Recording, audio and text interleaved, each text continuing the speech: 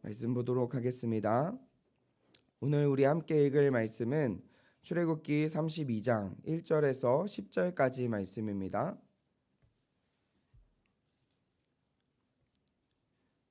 출애굽기 32장 1절에서 10절까지 말씀입니다.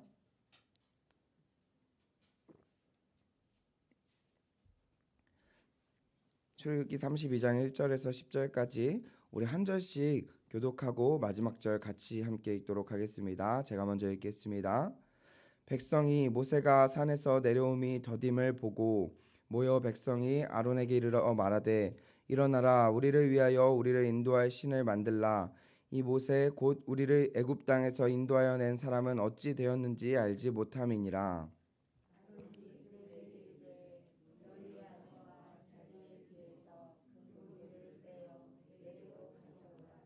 모든 백성이 그 귀에서 금고리를 빼어 아론에게로 가져가매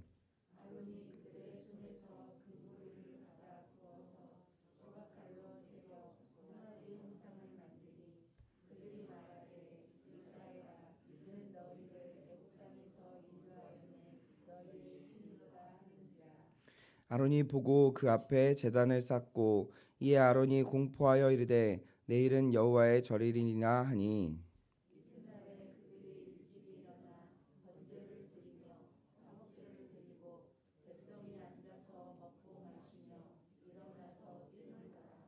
여호와께서 모세에게 이르시되 너는 내려가라 내가 애굽 땅에서 인도하여 낸 내 백성이 부패하였도다.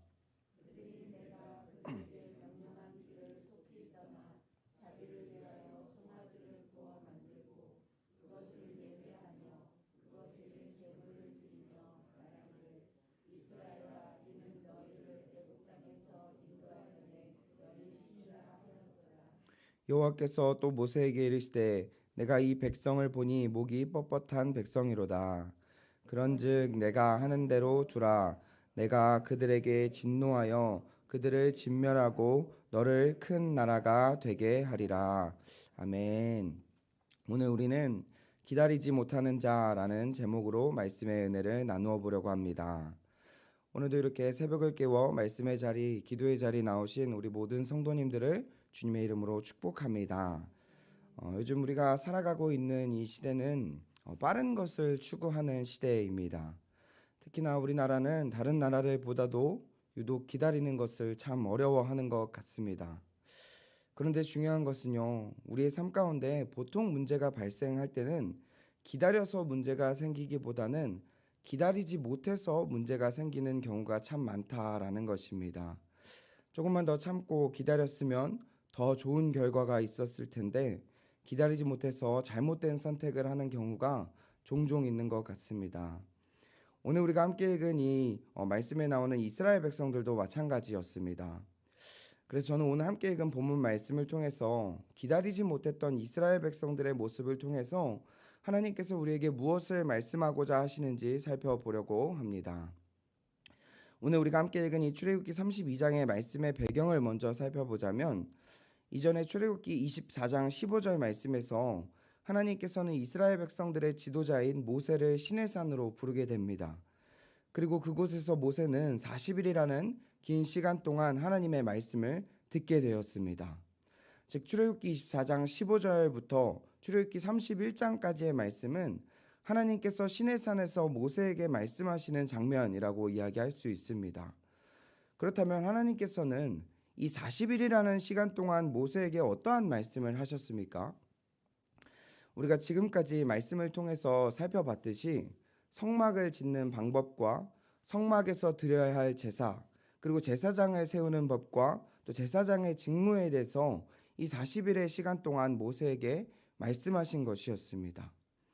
그리고 나서 이어지는 오늘 말씀인 출애굽기 32장부터 34장까지의 말씀은 이제 그 시내산 아래에서 모세를 기다리던 이스라엘 백성들의 모습에 대해서 이야기하고 있는 것입니다. 그렇다면 이 시내산 밑에서 모세를 기다리던 이 이스라엘 백성들에게 어떠한 일들이 벌어지게 되었습니까? 우리 오늘 본문 말씀 32장 1절 말씀을 같이 함께 읽어보도록 하겠습니다. 백성이 모세가 산에서 내려옴이 더딤을 보고 모여 백성이 아론에게 이르러 말하되 일어나라 우리를 위하여 우리를 인도할 신을 만들라. 이 모세 곧 우리를 애굽 땅에서 인도하여 낸 사람은 어찌 되었는지 알지 못함이니라. 우리 방금 읽은 1절 말씀에 보니까 말도 안 되는 사건이 벌어지기 시작했습니다. 하나님을 예배하고 하나님만을 섬겨야 하는 이 이스라엘 백성들이 하나님이 아니라 다른 신을, 다른 우상을 우리에게 만들어 달라라고 요청하고 있었던 것입니다. 그렇다면요, 과연 이러한 이스라엘 백성들의 말도 안 되는 요청 앞에 이 아론이 어떻게 반응해야 되겠습니까? 지금 이 아론의 위치는요, 하나님께서 모세를 대신해서 이스라엘 백성들에게 세워놓으신 지도자였습니다. 그렇기 때문에 당연히 지도자라면, 당연히 리더라면 이 이스라엘 백성들의 말도 안 되는 요구를 들었을 때에 거절해야 하는 게 맞습니다. 아니, 사실은 거절뿐만 아니라 올바른 길로 갈 수 있도록 지도해줘야 했습니다. 왜 그러냐면 분명히 하나님께서는 이 모세와 아론에게, 그리고 이스라엘 백성들에게 하나님의 백성으로서 어떻게 살아가야 할지에 대해서 이전에 미리 말씀해 주셨기 때문입니다. 우리 하나님께서 뭐라고 말씀하셨는지 출애굽기 20장 4절 말씀을 제가 한번 읽어드리도록 하겠습니다. 출애굽기 20장 4절입니다. 너를 위하여 새긴 우상을 만들지 말고 또 위로 하늘에 있는 것이나 아래로 땅에 있는 것이나 땅 아래 물속에 있는 것에 어떤 형상도 만들지 말며. 아멘. 우리 출애굽기 20장 4절 말씀을 보니까 하나님께서는 분명히 너를 위하여서 새긴 우상을 만들지 말고 어떠한 형상도 만들면 안 된다라고 미리 말씀하셨습니다. 즉 하나님이 아닌 다른 우상은 절대로 만들면 안 된다라는 것입니다. 그렇기 때문에 이 아론은요, 이러한 이스라엘 백성들이 우리를 인도할 신을 만들어 달라라고 요청했을 때 똑바로 가르쳐주고 끝까지 하나님을 기다리고 신뢰할 수 있도록 지도해 줘야 하는 게 이 아론이 해야 할 역할이었던 것입니다. 그런데 오늘 말씀에 보면요, 이 아론은 그렇게 하지 않았습니다. 우리 오늘 본문 말씀 32장 4절 말씀 같이 보도록 하겠습니다. 32장 4절입니다. 아론이 그들의 손에서 금고리를 받아 부어서 조각칼로 새겨 송아지 형상을 만드니 그들이 말하되 이스라엘아 이는 너희를 애굽 땅에서 인도하여 낸 너희의 신이로다 하는지라. 방금 읽은 말씀에 보니까 너무나도 끔찍한 일이 벌어지기 시작했습니다. 올바른 길로 지도해야 할 이 아론은요, 하나님의 말씀을 까마득하게 잊어버린 채 이 이스라엘 백성들의 요청에 따라서 하나님이 아니라 금송아지 형상을 만들게 되었고, 그리고 만들어진 그 금송아지 형상을 보고 이것이 너희들을 애굽에서 인도해낸 너희들의 신이다 라고 이야기하고 있는 것입니다. 그러면요, 왜 이 아론은 이러한 끔찍한 행동을 하게 된 것입니까? 아마도 이 아론의 마음에는요, 불안함과 두려움이 있지 않았을까 하고 생각해 볼 수 있습니다. 왜냐하면요, 이 모세가 시내산에 올라간 것이 이번이 처음이 아니었습니다. 출애굽기 24장 15절 말씀에서도 몇 번이고 이 모세가 시내산에 올라갔었는데 그때마다 이 모세는요, 금방 다시 돌아왔기 때문에 이 기다림이 어렵지는 않았을 것입니다. 그런데 이번에 모세가 시내산에 올라갔을 때는요, 이전과 같이 금방 내려왔던 것이 아니라 40일이라는 이 긴 시간 동안 내려오지 않고 있었던 것입니다. 아마도 이런 상황 가운데 아론의 마음에는요, 이 모세가 이 다른 날과 다르게 특별한 준비를 하고 간 것도 아니었기 때문에 혹시라도 그 산 위에서 모세가 죽지 않았을까 하는 염려도 있었을 것입니다.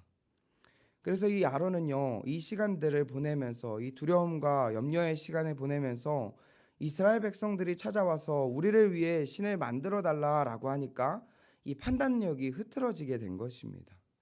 그리고 결국에는요, 이 하나님께서 말씀하신 그 말씀보다도 이 이스라엘 백성들의 이야기만 듣고 이러한 끔찍한 일들을 벌이게 되었다라는 것입니다. 그리고 나서 이 이스라엘 백성들은 이렇게 아론이 만든 금송아지 형상을 보고 예배하기 시작합니다. 6절 말씀인데 제가 읽어드리도록 하겠습니다. 6절입니다. 이튿날에 그들이 일찍 일어나 번제를 드리며 화목제를 드리고 백성이 앉아서 먹고 마시며 일어나서 뛰놀더라. 방금 읽은 말씀에 보면 이 이스라엘 백성들은요, 아론이 만든 금송아지 형상에게 번제를 드리고 화목제를 드리며 먹고 마시고 일어나 뛰놀았다라고 이야기합니다. 이 말은요, 이 이스라엘 백성들이 금송아지에게 경배하고 예배했다라는 것입니다. 여러분, 이 번제와 화목제는 어떠한 의미가 있습니까? 하나님께서 이스라엘 백성들에게 만들어 놓으신 하나님을 향한 가장 아름다운 예배의 형태입니다.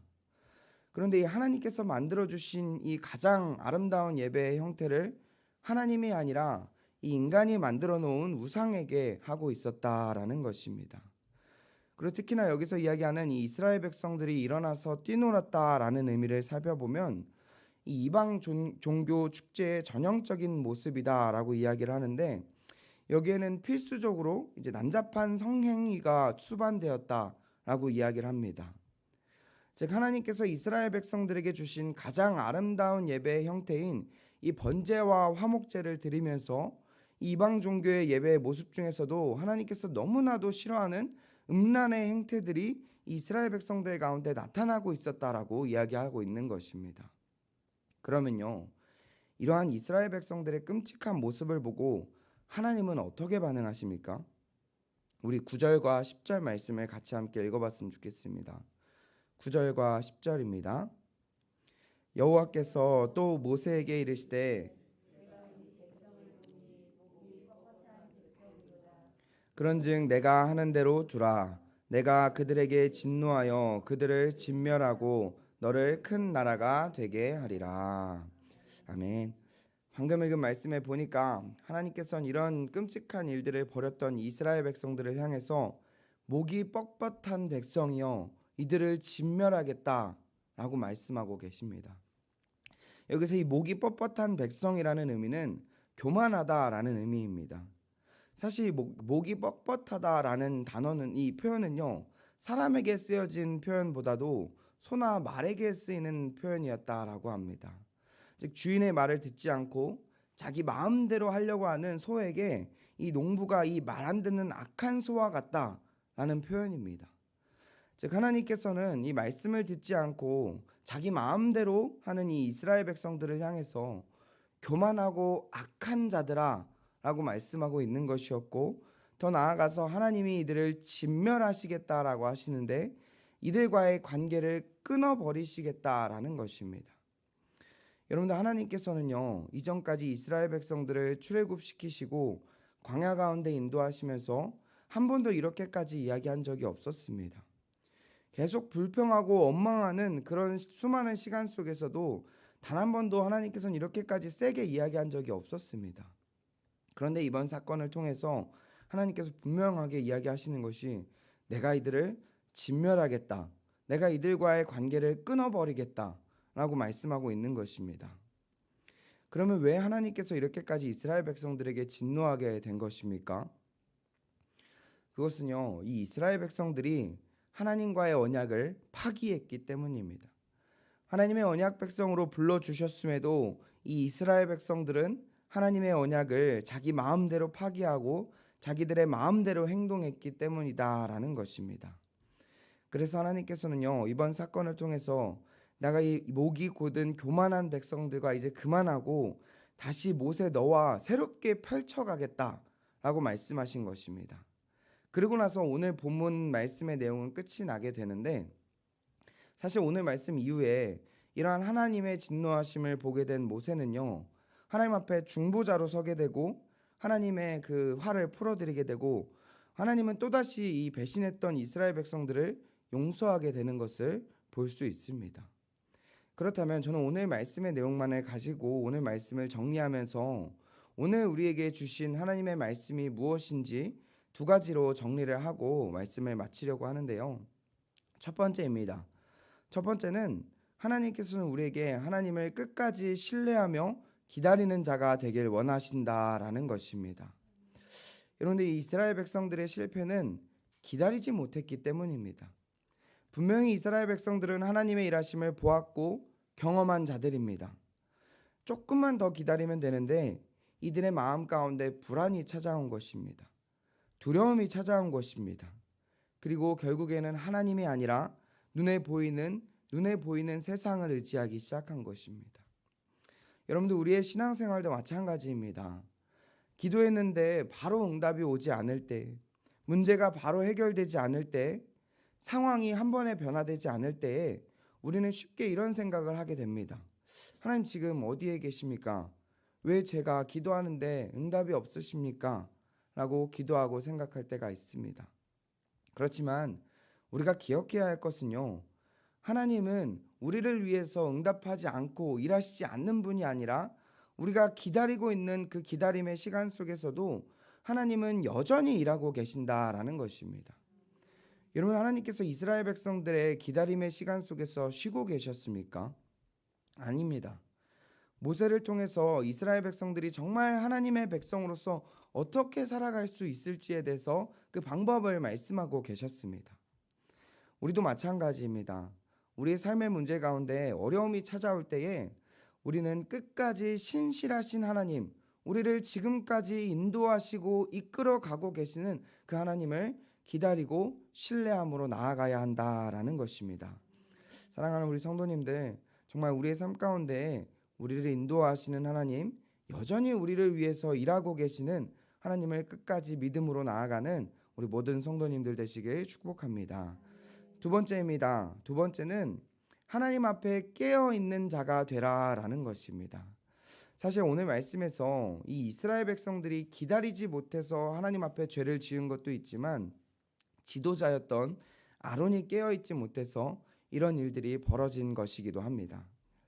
여러분, 오늘 말씀에서 아론이 이런 이스라엘 백성들의 말도 안 되는 요청 앞에 정신 차리고 깨어 있었다면 하나님 앞에 끔찍한 죄를 저지르지는 않았을 것입니다. 그런데 이 지도자였던 아론이 깨어 있지 못했기 때문에 이렇게 이스라엘 백성들이 잘못된 길로 가게 되었다라는 것입니다. 여러분, 사실 이 말씀을 통해서 우리에게 주시는 말씀이 무엇입니까? 첫 번째는 지도자를 위해서 기도해 주셨으면 좋겠습니다. 특별히 우리 교역자들과 또 우리 장로님들과 우리 셀리더들을 위해서 함께 기도해 주셨으면 좋겠습니다. 하나님께서 영혼을 맡긴 자들입니다. 하나님께서 이 양들을 맡긴 우리 직분을 감당할 때에 정말 세상의 시선이 아니라 하나님 앞에 깨어있는 자들이 될 수 있도록 함께 중보해 주시고 기도해 주시기를 부탁드립니다. 그리고 더 나아가서 우리를 각자의 자리에서 영적인 제사장, 거룩한 제사장으로 세워주셨으니 우리 모든 성도님들도 하나님 앞에 깨어 기도하는 자가 되어야 한다라는 것을 기억했으면 좋겠습니다. 여러분들, 오늘 말씀해 보면 이 아론은요, 이런 위기가 찾아왔을 때에 하나님 앞에 여쭈어봤다, 기도했다라는 말이 없습니다. 그냥 자기의 두려움으로 인해서 자기의 판단과 자기의 생각대로 그렇게 자기 마음대로 생각하고 행동하게 되었습니다.